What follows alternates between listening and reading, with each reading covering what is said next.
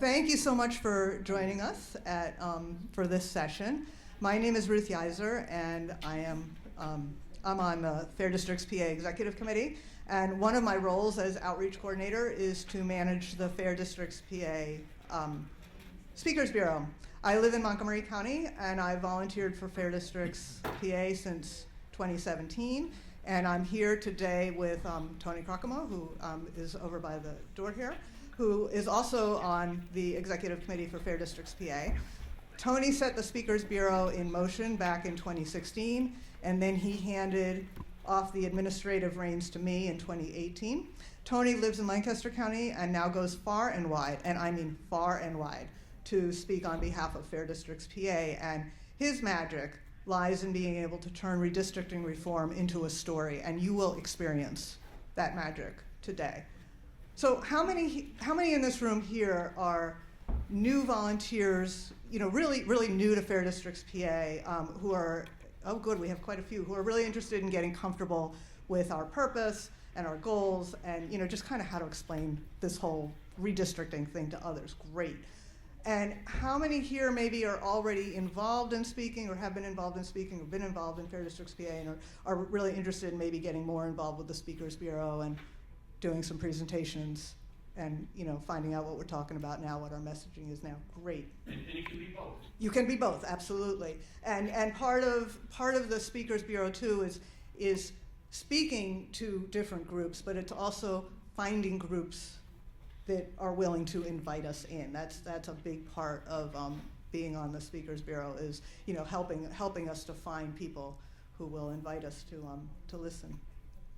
So Tony is going to pass around a sheet where if you can put your name on it and check the appropriate box. I think there's a V just for general volunteer. You want to get more information about how you can volunteer for Fair Districts PA, and the SB is specific to Speakers Bureau. You want to be involved in the Speakers Bureau, whether it's giving presentations or in helping to find places that will invite us to give presentations. Like, you might not want to be a speaker yourself. You might be like me, going, oh, speaking, not my thing, but I will help find places that will invite a speaker who is comfortable in front of an audience. Okay, so before we dive in completely, we do need to acknowledge that delivering our message now is in some ways actually harder than it was before 2018. So before 2018, like most of our audiences, we're just learning about gerrymandering for the first time, and our congressional districts were among the worst in the nation. And as soon as we threw up a slide of the old Congressional District 7, everyone could see that something was amiss.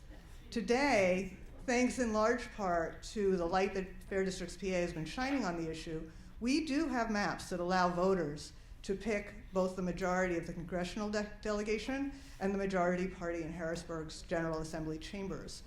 While our efforts have made a difference in this decade's product, the legislature has done nothing to address the process.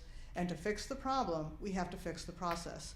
And as we go through this presentation, we will talk about some of the nuances that need to be addressed so that audiences can really understand that without legislative action to reform the process, 2031 will likely take us back to the bad old days of politicians picking their voters. Fair District PA's core mission is to amend the Pennsylvania Constitution before 2030 so that our 2032 congressional and state legislative electoral maps are drawn by an independent Citizens Redistricting Commission with a required, transparent, public process and clear, prioritized mapping criteria.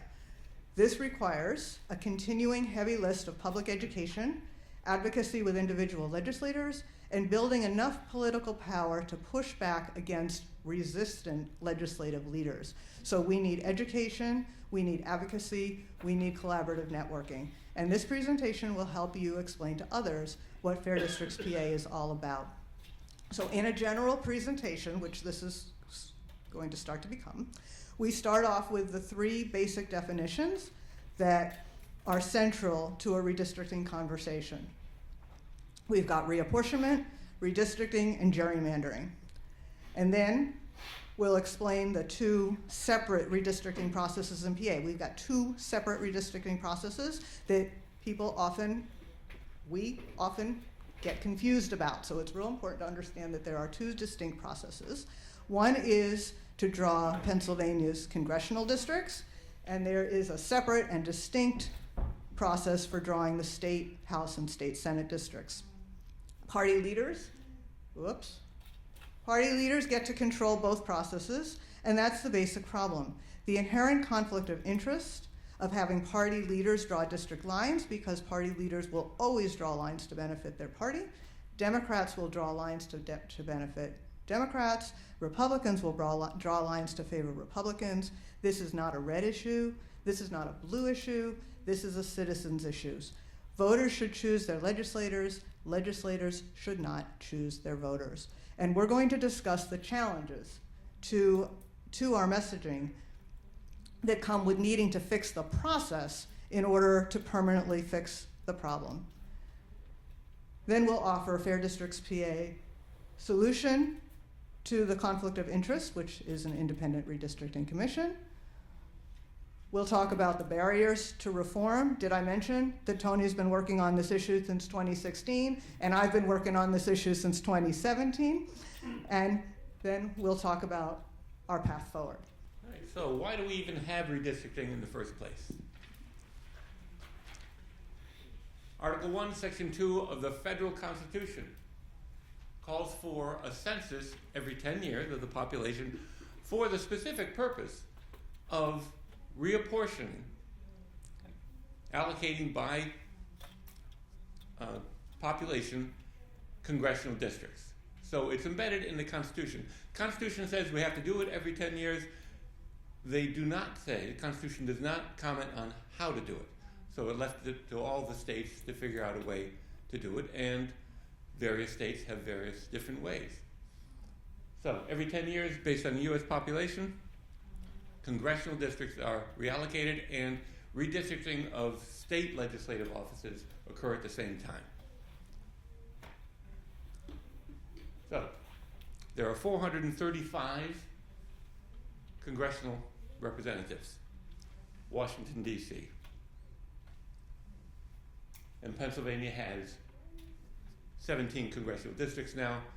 In the 1990s, as Carol mentioned earlier today, we had 21 districts. In the 1950s, Pennsylvania had some 33 congressional districts. So we've been losing congressional districts as population shifts over the decades, and we're now down to 17.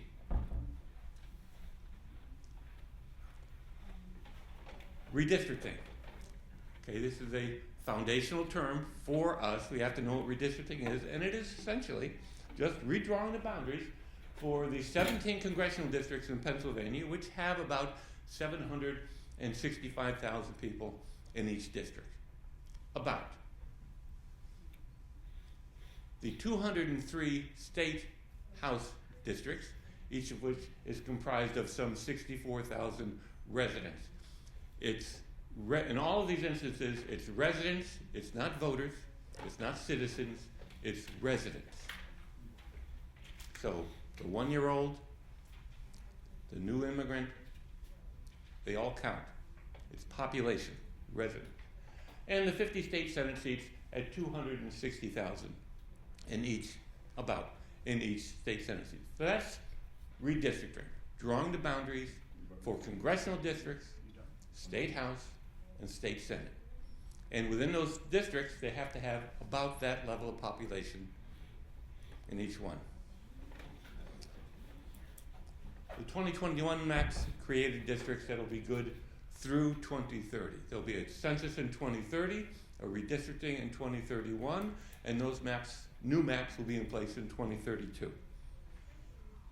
All right, gerrymandering, the other term. Gerrymandering is simply drawing those districts to favor or disfavor a politician or a party. That's all it is. Now, it's a goofy word, and it basically comes from, that's over there on the right there, lower right, is Elbridge Gerry. Behind Elbridge is a redistricting map that he approved when he was governor of Massachusetts in 1812, And that map, according to a local newspaper in Boston, I believe, thought the district looked something like a salamander, and that's where gerrymandering comes from. It's a mashup of the word salamander and Elbridge Gerry. Now, yes, it should be gerrymandering, but that's one of those things in life you can be right and everybody will think you're wrong if you go around saying gerrymandering. Now, Elbridge is interesting guy. He is one of the founding fathers. He's not one of the major lights, certainly, but he signed the Declaration of Independence. And he was part of the Constitutional Convention and did not approve the Constitution because it did not have a Bill of Rights in it. So he advocated for a Bill of Rights. And became governor of Massachusetts. But this is a life lesson for us all. You can sign the Declaration of Independence and fight for the Bill of Rights. Well, you mess up once, that's your legacy. So be careful out there. All right. Pennsylvania has two separate and distinct redistricting processes. Why? Because we do. It's just the way they decided to do it. The congressional districts, Washington, D.C., you're a congressperson. For 17 congressional districts, the majority party draws the maps. And that would be the majority party in the House and the majority party in the Senate. If it's the same party, as it was in 2010, that party draws the maps. Then it's voted on by the state Senate. The Senate map passes. Why? See point 1. The majority party drew the map. So that map passes because the party leaders, partly due to gerrymandering, have control over their members. Then it's voted on by the State House. So the State House map is voted on by the State House, and it passes. Why? See point 1. The majority party draws the map. So that gets passed. Yes, sir? Can I ask a point of clarification? When you say the majority party, are you referring to members in the legislature, or are you talking about the party structure separately? I'm talking about the members of the legislature. All right.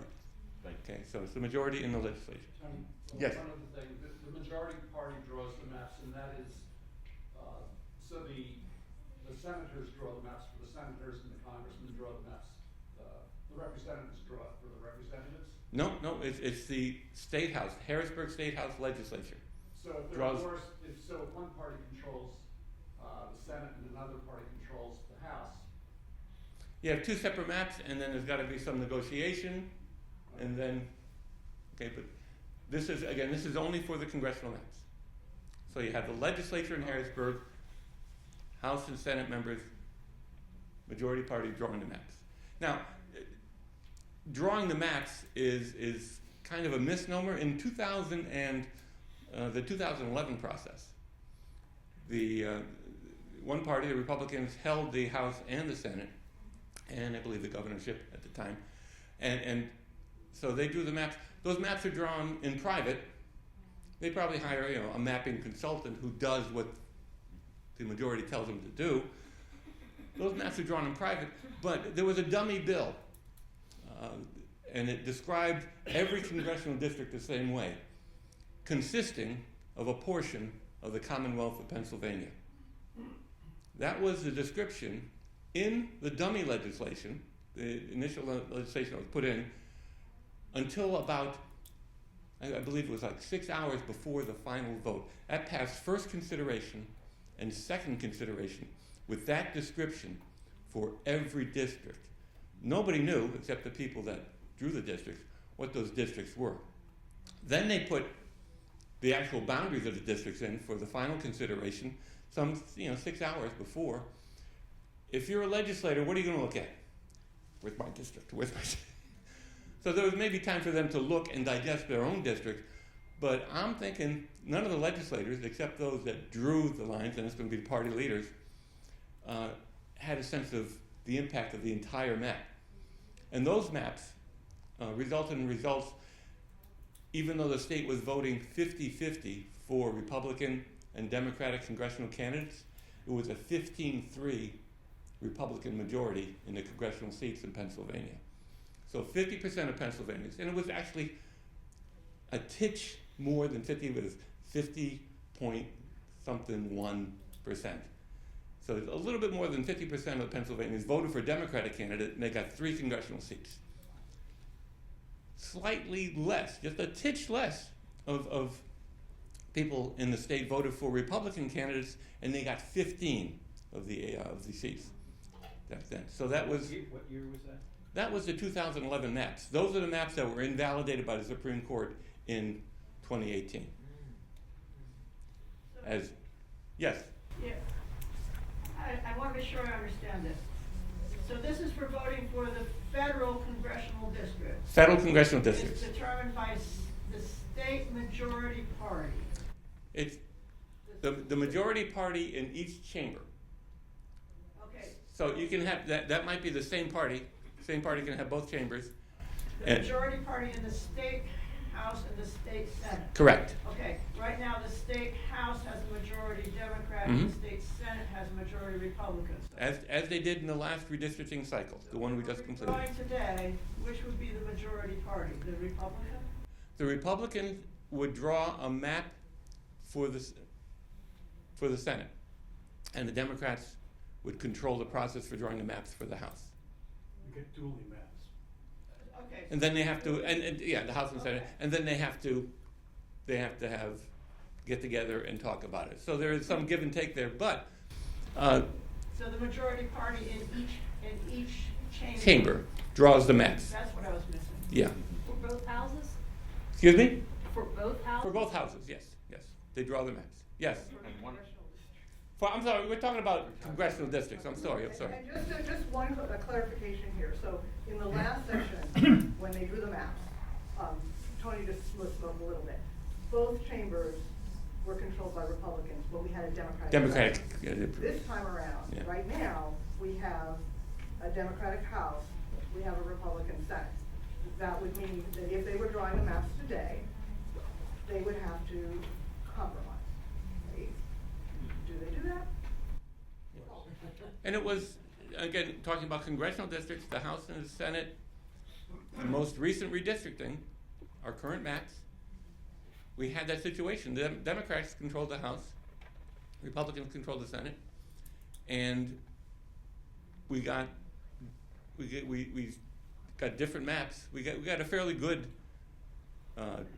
redistricting map for the House, but the Senate was a deal, a backroom deal among the party leaders of the Democrats and the Republicans, and it was essentially, as Carol described this morning, a buddy-mander, which was, we're going to protect the incumbents. We're going to protect the incumbents, and so they didn't start from scratch. They started with the existing districts and tweaked them so that everybody that was there already would remain there. Yes, sir.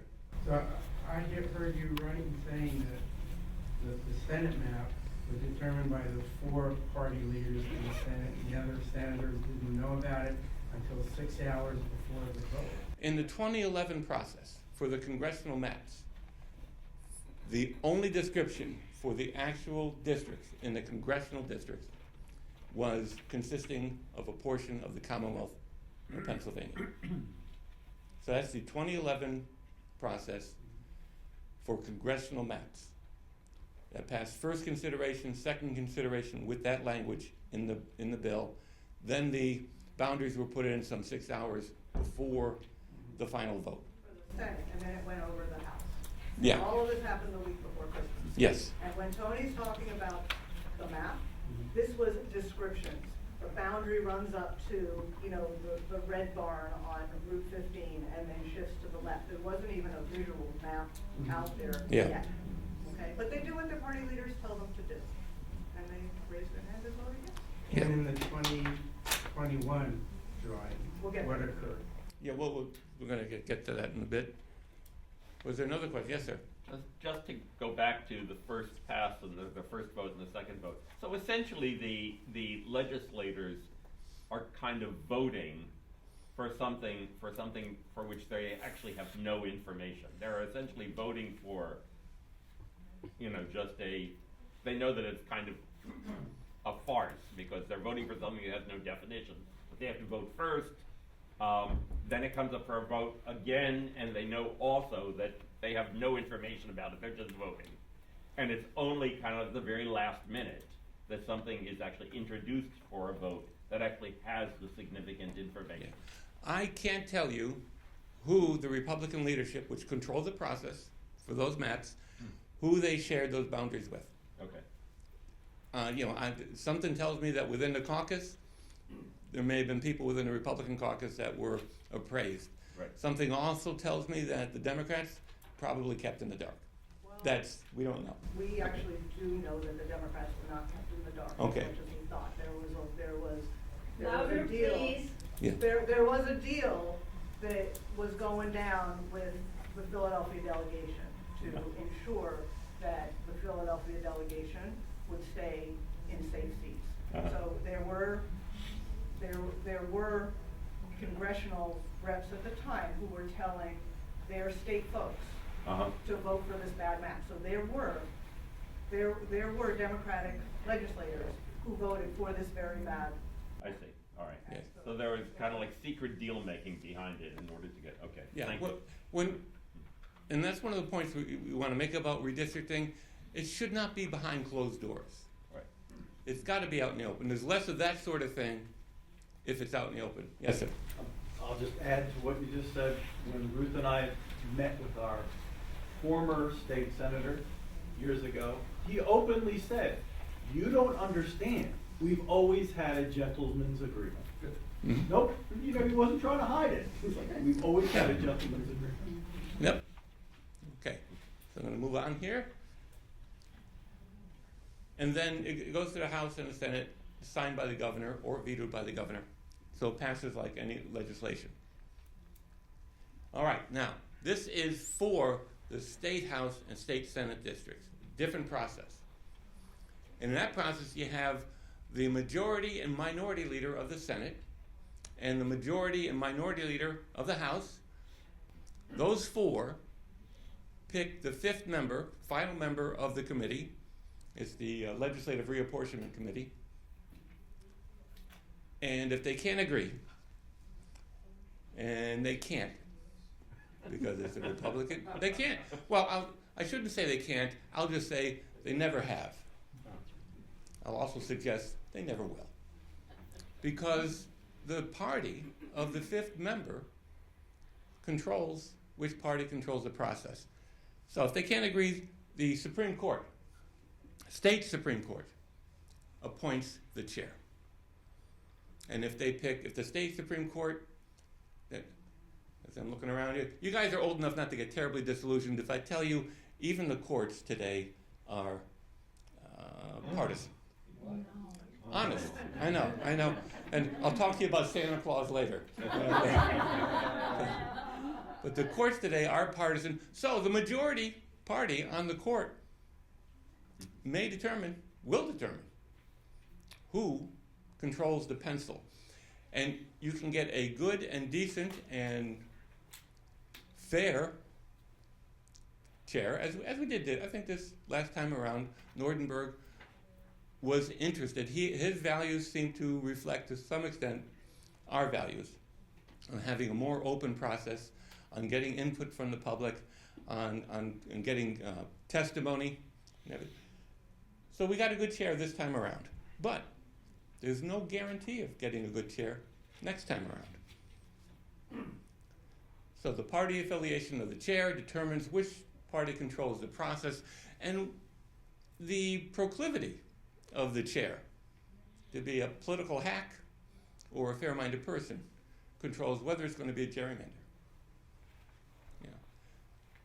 A lot of people think that, the Supreme Court solved the problem. The Supreme Court threw out those maps, and everything is okay now, and we got good congressional maps.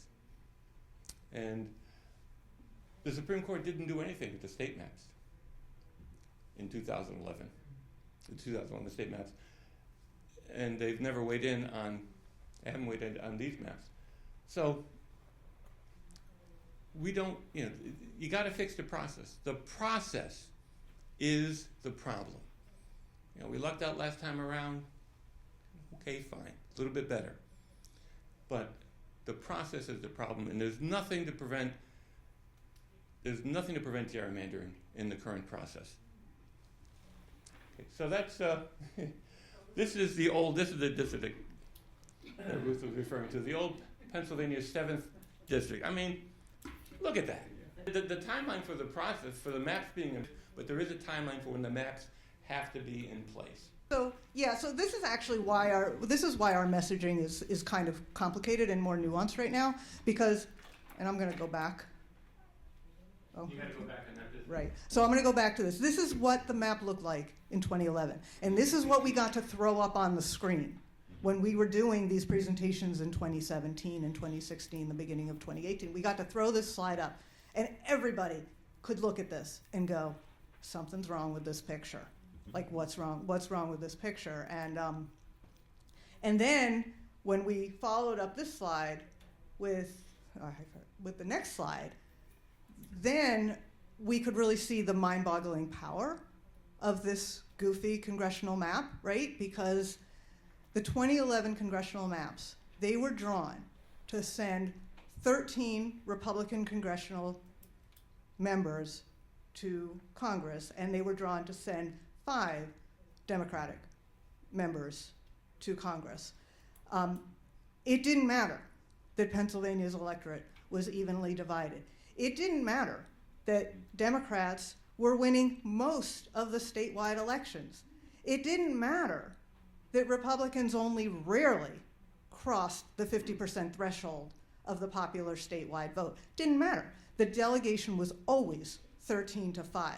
That goofy map was determining the outcome, and voters had little say in the matter, right? So this was really easy. Everybody could see, like, something's really wrong. We need to fix this, and that's why we got so many people coming to presentations and volunteering and shining a light on the process, because you could look at this and everybody, every party, every individual, everybody could see that something was messed up and that something was wrong.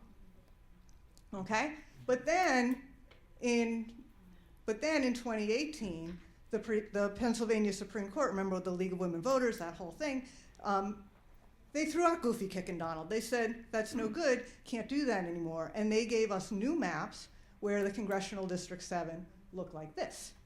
That looks a little prettier, right? It looks a little more compact, doesn't look as crazy. So these new maps, they allowed voters to send the 9-9 delegation to Washington. And then the current 22 map, which the Pennsylvania Supreme Court also had to choose, because remember we had a Republican majority in both the state Senate and the state House, and they drew maps that Governor Wolf then said, I don't think so, and he vetoed them. And that the governor and the General Assembly, they couldn't come to an agreement on the map. So that's why the maps went back to the Supreme Court again. They chose the 2022 maps, and the maps that they chose were very similar, minus one district, to those maps that they had chosen in 2018. So the current 2022 map in 2022, where Democrats won, like, say, 53% of the statewide vote, that sent a 9-8 delegation to Washington. Like, that kind of made sense. And then in 2024, we all saw, like, voter sentiment, like, that shifted to the right? Like, we saw that there was some shift there. And the result was you had a 10-7 delegation, 10 Republicans, 7 Democrats. And we should all be celebrating that we had a congressional map that allowed for this shift of voter sentiment. It wasn't fixed. Voters could choose what the majority party was going to be to Washington. The problem is that we've done nothing to fix the process, which leaves us very susceptible to bad behavior in 2020-31. There was very little transparency. There was in the court selection of that final map. So Fair Districts PA isn't a fan of the courts deciding district lines. And secondly, the court substituted one set of maps for another, and it didn't address that redistricting process where the party leaders drawing the district lines. It's that blatant conflict of interest that needs to be fixed. So the process is the problem. And until we get the redistricting pencil out of the hands of our partisan party leaders, come 2031, they're going to gerrymander the districts to whatever extent they can get away with.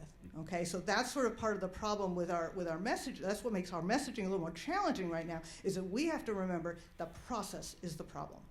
We might be, some of us look at the new maps and we go, they're great. Some of us look at the new maps and they go, they're awful.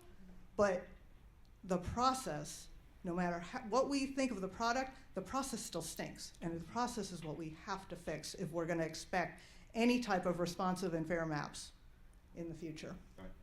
Just a quick question. Mm-hmm. It really looks like geographically, like this is completely different. Like Yes. it looks like in the original map, that looks like portions of, it looks like portions of Chester County Yep. and portions It of was Delaware County, and it looks like Berks County. It was as many counties as you could possibly include, Right. including a little chunk of Lancaster County. And It was- it's been shifted Right. northward right. significantly. to That's now right. use- Yeah. I mean, what you find, and if you go to the map drawing thing this afternoon, you'll find that drawing maps is a lot like doing a jigsaw puzzle.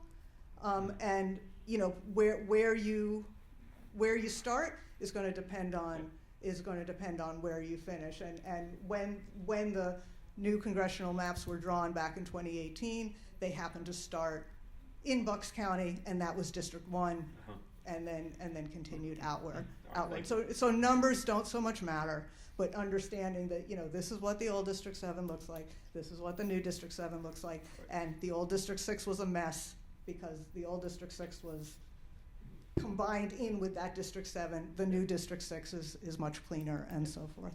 Thank you. Okay, so this looks like at our state legislative maps. They matter too. And in 2008, when in 2011 that slicing and dicing that created Goofy Kicking Donald, that was also what was creating our state legislative districts. So that blue marker points to some place called Big Beaver in Beaver County, just to give us a sense of where we're at. So this crazily drawn district, it was House District 14. And what we need to understand about the crazy shapes of the past districts, of our past state house districts and state senate districts, is that they weren't drawn to create super safe seats. We often talk about safe seats. That wasn't really why they were drawn this way. They were drawn this way to create a super safe majority, okay? And what was going on was that there were small urban areas across the whole state that were split. And so instead of having one naturally occurring blue district and one naturally occurring red district, what you got was you split up that small urban area and you ended up with 2 or more moderately competitive districts that leaned red, okay? And that phenomenon just happened. It happened repeatedly across the state. And so the resulting map guaranteed strong Republican majorities in the General Assembly, regardless of how they performed in statewide elections. Again, we had a map that was choosing the majority party in Harrisburg, and voters had little to say about the matter. So then we had this public awareness that, Fair Districts PA was a big, big part of it. And that led the Pennsylvania Supreme Court to pick a chair, Mark Nordenberg, for that Legislative Reapportionment Commission, and he was lauded by both sides of the aisle when he was selected. And his leadership led to the 2022 State House map, which put those small urban areas back together, right? So once those small areas were put back together, you ended up with districts that looked like this, right? And the naturally occurring blue areas, they're allowed to be blue. The naturally occurring red areas, they're allowed to be red. And the result, and we hear this a lot, like that's a complaint about the maps, the result is we have fewer competitive districts. Yeah, we have fewer competitive districts because districts are allowed to be what they're going to naturally be. But as a whole, this statewide map that we have is extraordinarily competitive. In 2022, Democrats won the statewide elections decisively, with that 53-54% of the vote, and that new state house map allowed that real slim 102 to 101 Democratic majority in Harrisburg. In 2024, Republicans, for like the first time in a decade, won slightly more than 50% of the statewide share in those statewide elections. And there were 3 state house elections, in which fewer than 500 voters decided the election. One of those districts was in deep red Cambria County, where the voters chose to send their conservative Democrat back to Harrisburg. A map that can lead to a different majority in Harrisburg with just a few hundred votes is the epitome of responsive. So, is the problem fixed? All that said, and we've talked about this, all that said, while that Legislative Reapportionment Commission and while Mark Nordenberg invited much more public participation in the past, and while Chair Nordenberg was clearly interested in maps that followed some criteria guidelines, decisions were still made behind closed doors. We don't know why the maps were chosen or what the Republicans were asking for or what the Democrats were asking for. We just don't know. And in the Senate, we do know that the Senate leaders themselves, they work together behind closed doors to protect their incumbents, so that incumbents, very few incumbents, it was really only the independent senator up in Northeast PA who had to run against an incumbent senator. All the other incumbent senators, nobody had to run against each other, right? So the incumbents were protected from having to run against each other. So we know that happened with the Senate map. And we have absolutely no guarantee that the Pennsylvania Supreme Court will choose a fair-minded chair in 2031. So we have a job to do. The 2022 maps, they're not the problem, okay? But the process is an enormous problem. So our job as speakers is to make sure that our audiences understand that process is a problem and that we've got to fix the process, because if we don't fix the process, come 2031, whoever is in control is going to make sure that the maps are gerrymandered for the next 10 years. And it's going to be our job as speakers to educate the public so that our message leads to amplification, advocacy, and collaborative networking. Our work is more challenging because the maps are better now, right? Our work is more challenging, but it's also more necessary than ever. In 2032, whoever is in control of the process will be drawing the maps. Because that'll be the end of that decade. That's right. The census, we got a new census coming in 2030. Wouldn't it be part of the correction would be not allowing the map drawers to have access to party affiliations of the population? So that's actually a really interesting question, because that's another piece, right? Back in 2011, the powers that be were the only ones that had access to that information, right? Now, everybody has access to the information. The cat's out of the bag. There are redistricting apps that are available to the public. We use them for mapping, and it actually turns out that if you want to draw a map that's partisan biased, you use that information, right?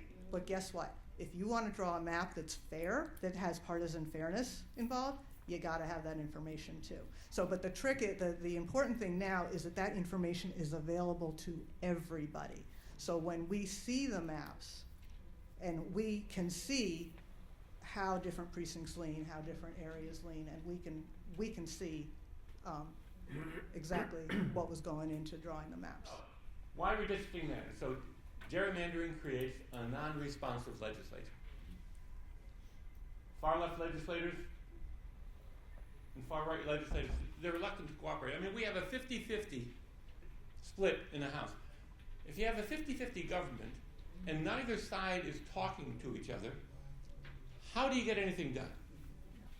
You don't. And we don't. So it's one of the major problems we have. Yet, it does create false majorities.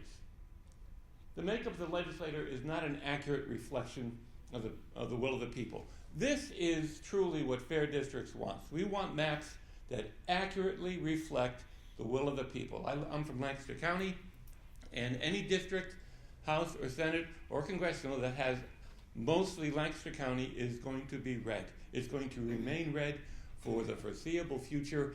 That is fine. That is the will of the people of Lancaster County. That's how it's supposed to work. We're happy with that. But because we have districts that are unfair, when they're unfairly drawn, it's a certain majority for one party or the other party, and we don't have people running. And so the only people you have to appeal to in those districts are the primary voters. And so Democratic Party primary voters tend to be more to the left than the general public. Republican primaries, Republican primary voters tend to be further to the right than the general public. So in America we have, this is the number of people that can vote, right? We get about 50% of the people that actually qualify to vote, to register to vote. In a presidential election, you might get 70% of those people voting, but in the primary, you're down to 17 to 30%, right? Now these people, I'm a primary voter, well I was before I was an independent, but I voted in primaries, and I've heard people talking at primaries, and it's kind of atmosphere where you're likely to hear something like, I would never vote for anybody from that party, they are the devil incarnate. And I would never vote for anybody from that party, they are the devil incarnate. Now, not all primary voters are like that, but there are, again, they tend to be further to the right and further to the left. So if you only have to appeal to them, and then you win your election because it's a safe district, we are increasingly becoming a country of moderates governed by the extremes. And just think about over your lifetime, what has happened to our politics and how toxic they've become. And opinions and actions and words and phrases that would have buried a politician 40 years ago, 50 years ago, has been normalized because of the extreme that are getting into our government. So, country of moderates governed by extremes. I know this is confusing. Don't try to read all of them. It's okay, but what we're just saying in this slide is it's all connected. It's all connected. Whatever you're concerned about, partisan redistricting, divided communities, underfunded schools, no budget agreement, the crumbling infrastructure, voters' priorities ignored, no real representation, unfair procedural rules, gridlock, unaccountable government. It's all connected. It's all connected. They feed on each other. So if you want to, if there is, all right, say you're in favor of property tax reform. Can you remember an election in Pennsylvania in your lifetime? I've only been here about 45 years. I'm getting used to it. But I can't remember an election, statewide election, where property tax reform wasn't debated and talked about. Now I'm going to get up to Harrisburg and I'm going to fix it. Every damn election, property tax reform. Why hasn't anything been done? Because it's all connected. The politicians want to be liked. They want to be like, we want to be liked. That's natural. They want to be liked. If you address property tax reform, there are going to be winners and losers. It's a tough vote. It's a tough issue. It's connected to schools. It's connected to a lot of other things. It is a very tough issue, but that is why we elect people and send them to Harrisburg to handle the tough issues. The tough issues don't get addressed. They are protected. Leadership protects them from taking the stands and the votes on the very issues we want them to address. They're protected from that, which is why so many legislators go along with it. It's not a bad job. It's the environment, from my perspective, and many legislators will tell you this, is miserable. It is toxic up there. It's not a good work environment. It's unpleasant. But it pays well. It pays pretty well, and the retirement benefits aren't bad, and the health benefits are good. But they're protected from taking those hard votes. So for some, it's kind of cushy. Others get up there and get frustrated. We've had a lot of people leave the legislature. So, what's the solution? The solution is an independent redistricting commission, a truly independent redistricting commission. The independent portion, it needs to be independent of the legislature in the selection of the commission members and in the operation of the commission. And as we heard this morning, needs to have the authority to, these are the maps, those maps are in place. Fair districts, if you're thinking of talking to the public, these are things you want to emphasize. We want an independent redistricting commission with it's a three-legged stool of balance and harmony and stability. And again, it is independence, independent of the legislature in the selection of the commissioners and the operation of the commission. And we want transparency. We want the public to have, Ruth just gave us an example of how the political data that's available to everyone now, the registration for everyone, has prevented some or dampened the ability of legislators to egregiously gerrymandering based on that data, because it's available to everyone. So having the public look over their shoulders is a deterrent to bad behavior. Doesn't eliminate it, it just kind of mitigates it. We see redistricting as good governance, a good governance issue. They see redistricting as purely political. So do the legislatures feel that redistricting is a threat to their livelihood? Oh, well, yeah, it is, because, okay, look at the calculation here. You get a legislature that addresses the difficult problems. You have winners and losers. Unpopular votes are taken, even if it might be the right thing, and then you lose an election. They don't like to take unpopular positions. And also the things that are in our favor, a couple things are in our favor, and I'll get to them later, but one of the things that are in our favor, there's a lot of frustration in Harrisburg. People go to get elected to get something done, and they get up there, and they are surprised about how difficult it is to get something done.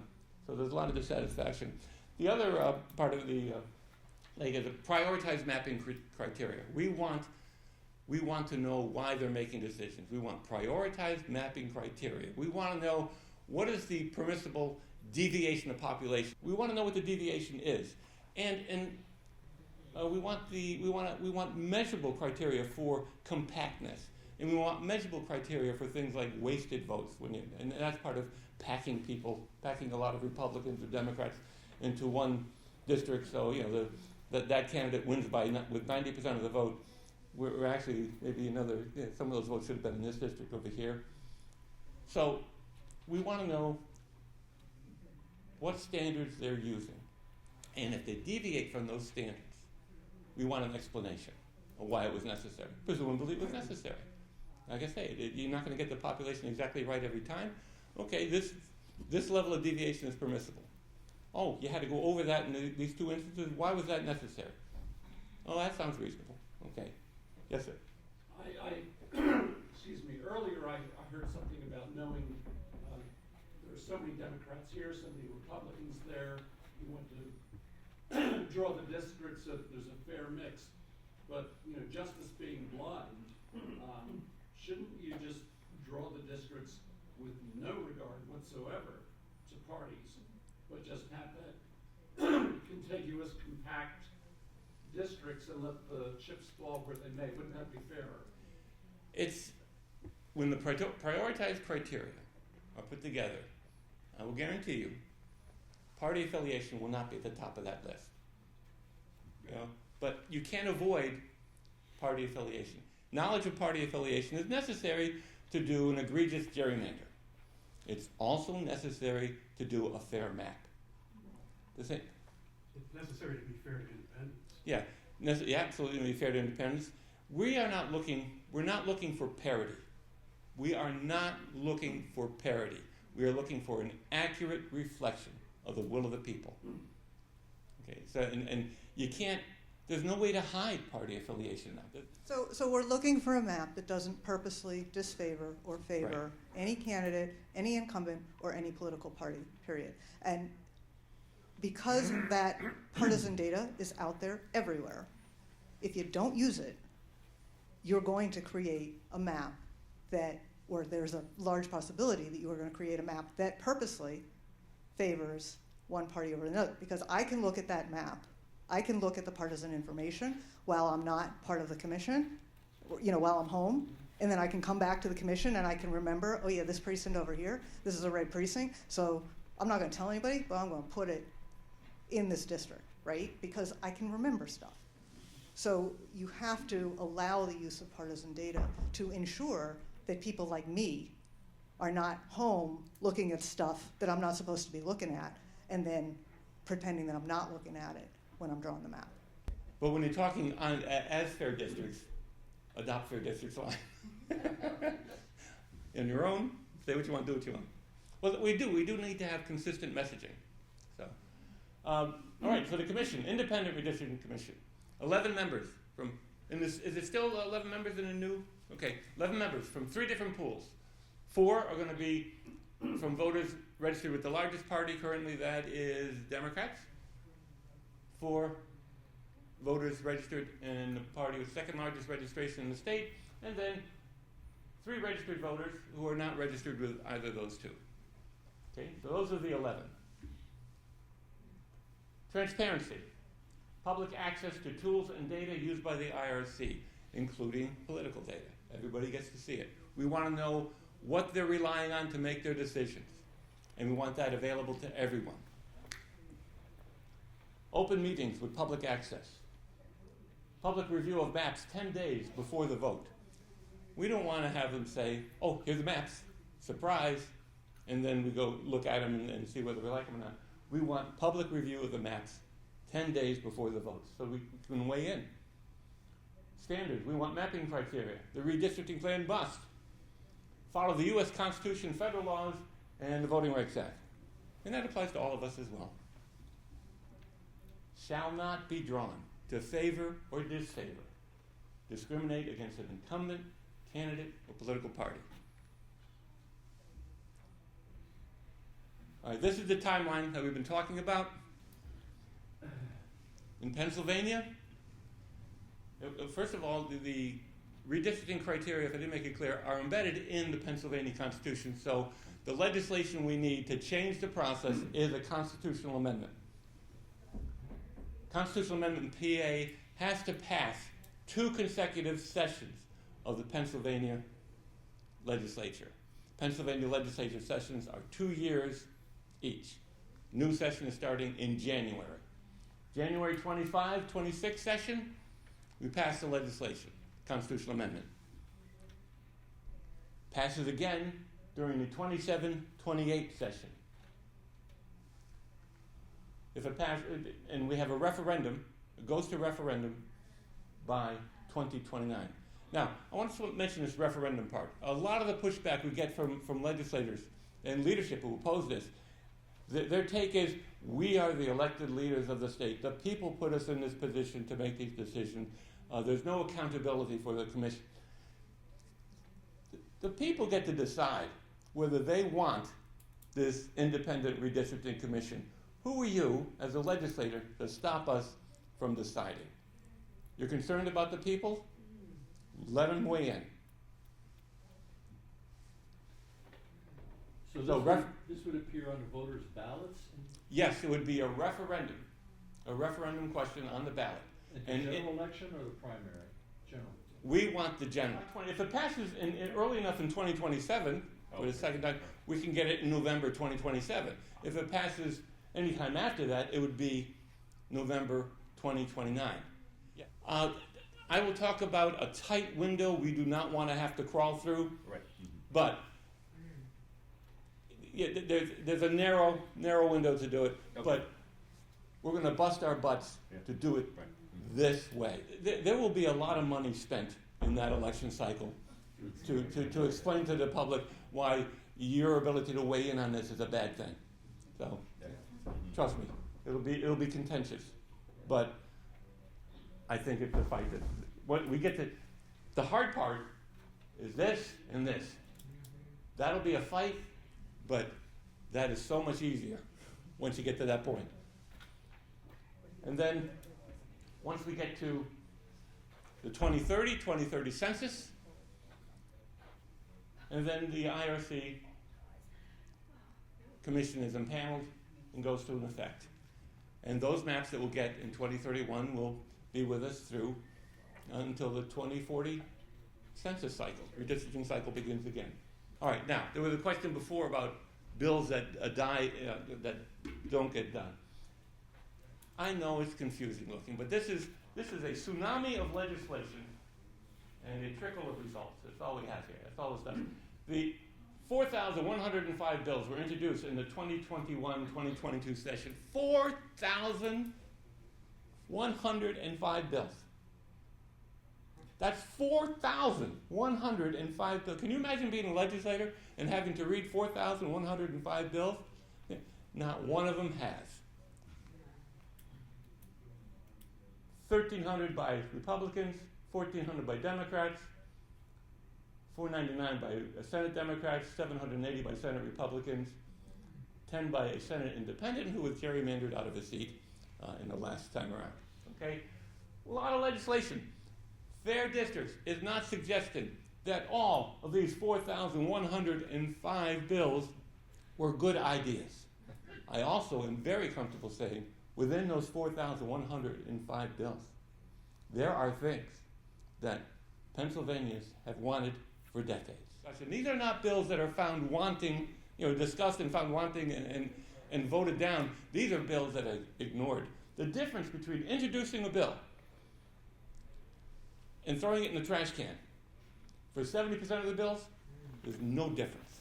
No qualitative difference.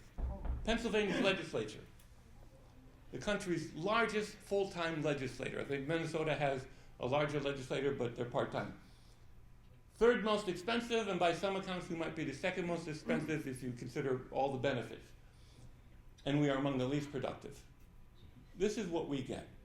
This is what we get. And by the way, it costs literally millions of dollars to print and circulate 4,105 bills. Millions of dollars. And did you know that in the House and Senate, and these are people that run on governmental efficiency and not wasting money in government, did you know that we have a printer for Democratic bills and a printer for Republican bills?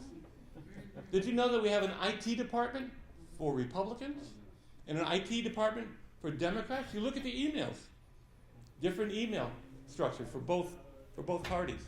These are people that run on efficiency. I'm thinking there's some duplication there. So, leaders draw the district. Distorted districts protect the incumbents. Majority leaders write the rules. The rules block procedural reform. And we have this cycle of dysfunction in the legislature. All right, so, to the point. How the hell are you going to get this done? Which I paraphrased, but I'm pretty sure that was, okay. Right, okay, yeah. How are you going to do it? All we're doing is asking political leadership to give up some political power. Easy peasy. That's all, really. What's the big deal? What's the big deal? Why would party leaders give up that power? Is this just an impossible dream? It's actually in their interest. It's in the party's interest. Because any fans of the Magic 8 Ball? I don't know if you can read it, but it says, reply hazy, try later. Okay, in 2030, who's going to be in control of the House, of the Senate, of the Supreme Court? Who's going to be sitting in the governor's chair?